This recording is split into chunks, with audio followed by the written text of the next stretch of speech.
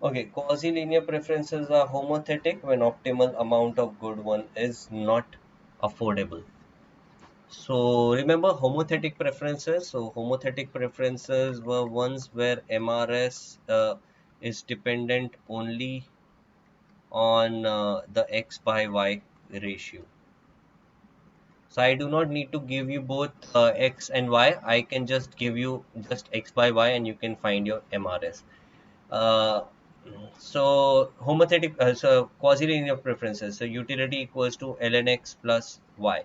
So in this situation, your MRS becomes equal to 1 by x. So suppose I just tell you that x by y is equals to 2. Can you find the MRS with this information? Can you find MRS if I just tell you that x by y is 2? I do not give you x and y values individually. Can you find the MRS?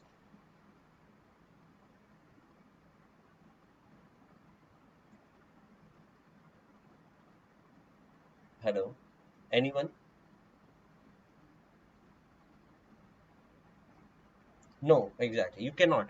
Okay, I know the ratio of x and y. What I need is x. To find MRS, I need exact value of x.